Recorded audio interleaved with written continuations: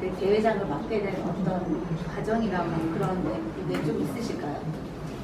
저는 뭐 사실 한상 대장은 거의 이제 한상 리빙 쇼 중에서 많이 이제 배출되고 하는데요. 네. 저는 그때도 리빙 쇼에 들어가서 들어간 지 얼마 안 됐고, 잘 리빙 쇼 분들도 잘 모르고 의논할 때요. 한인 회장 때도 그랬지만, 그래서 이제 이 자리에 계신 박종범 회장님, 김정배 회장님, 사실 이런 분들이 저를 추천해 준 거죠.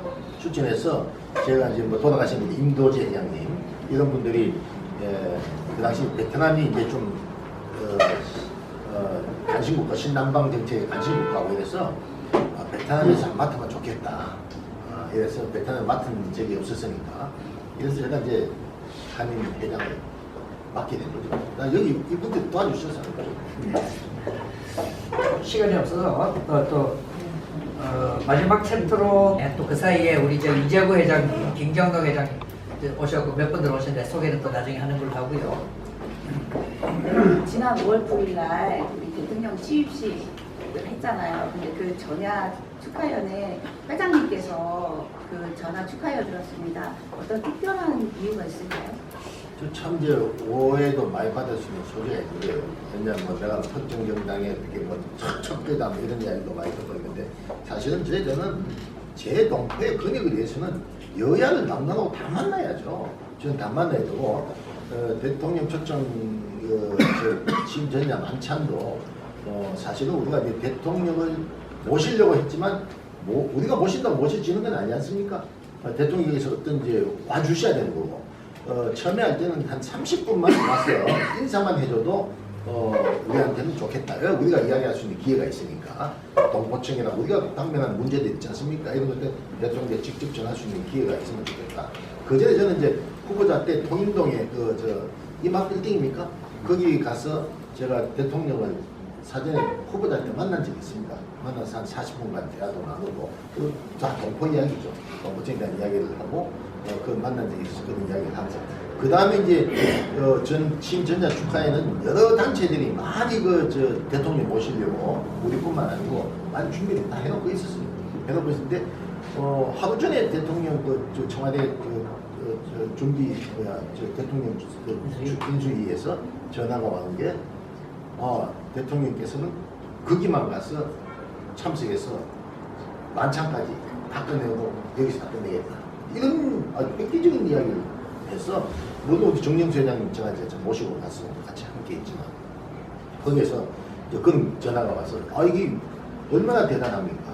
그 대통령님께서 우리한테 와서 다 이제 여기서 시간을 하고 다른 일정을 가겠다 하는데 뭐 마지막에는 이제 가시다가 아마 그 롯데호텔 잠깐 들어서 인사만 하고 올라가고 있어요. 우리 행사 끝나고 가시다가 그렇게 이제 하고 있는데 사실은 우리가 지금 동포청 문제는 그전 정부가 항상 우리 저희도 그냥 해준다고 했죠. 안 해준다고 했는데 그게 복잡한 문제죠. 여러 가지 저는 잘 모르겠습니다만 상당히 복잡한 문제들이 부처별로 우리 이사장님 더 아시겠지만 이사장님은 사실 동포청이 마음에 드시는 분이 아니에요.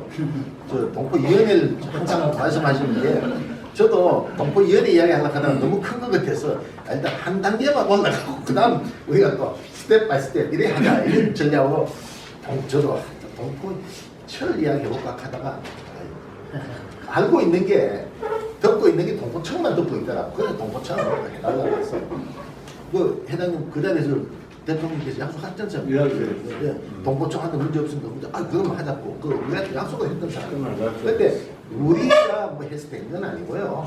일개 역할은 했겠지만 그 전에 이제 많은 우리 김동희 이사장님이나 많은 분들이 동포청을 전부 요구해야 하는 문제들이에요. 그것이 이제 이렇게 만들어진 건데 이제 동포청이 문제가 아니고 동포청이 세울 때는요.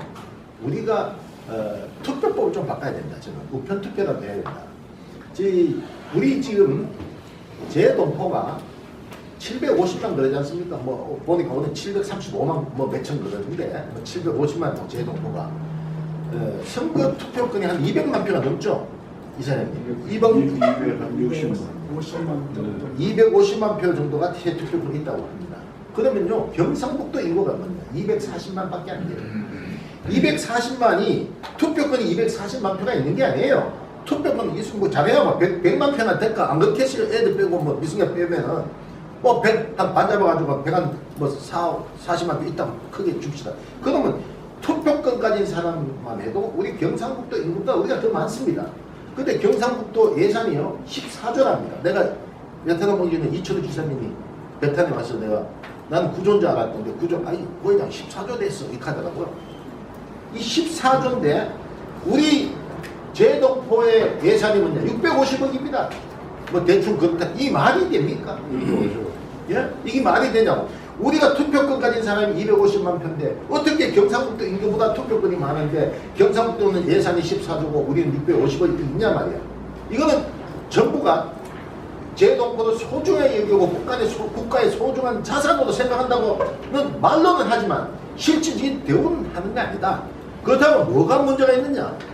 우리가 250만 표의 투표권을 하다못해 50분 이상 투표를 해야지 그래도 정부가 뜨끔하고 우리 동포 예산을 1조, 14조는 안 되던 1조 정도 올리는 거 아닙니까? 예? 그 동포 자녀들, 우리가 고생한 동포, 우리가 코로나 때 백신을 맞았습니까? 우리가 국가로부터 지원금을 받았습니까? 해동포는 아무도 받지 못했죠. 저는 지원을 못 예? 이런 거는 투표를 하기 위해서는 지금 상황 가지고는 투표 절대 50% 이상 나오기 어렵다. 예. 환경이 안 좋잖아. 미국에 비행기 타고 호주도 그래, 뉴질랜드, 오스트레일리아도 그랬지만 전 세계, 베트남도 그래요. 차 타고 몇 시간씩만 누가 투표합니까? 누가 투표할 수 있는 환경이 안 돼 있다. 그러면은 OECD 37개 국가 중에서요, 우편 투표하는 나라가 39개 국가 그래요. 내가 참 그러면은 프랑스는 전자투표까지 합니다. 그 IT 강국인 대한민국이 왜 못하느냐 이거야. IT 강국인 대한민국이. 이거는요 정부서 관심을 안 가지고 하기 싫어서 안 하는 거 어떻게 돼요. 나는 며칠 전에 김석기 의원도 만났습니다. 임종성 의원도 만났습니다. 만나가지고 임종성이 식사 같이 먹어요. 김석기 의원도 저녁 같이 먹으면서 이거 해주십시오. 내가 계속 좀 이야기해요. 여러분들도 오시면은 정치인들 만날 거 아닙니까? 어이 제동포동안 정치인들 몇 번씩 만나지 않습니까? 그때 우편투표 이야기 했어야 돼요. 그래서 우리가 막 이 큰 파일을 쪼가고 부숴 나가야 됩니다. 그래서 동포청이 만들어지듯이 제동포 투표법도 만들어져 나간다.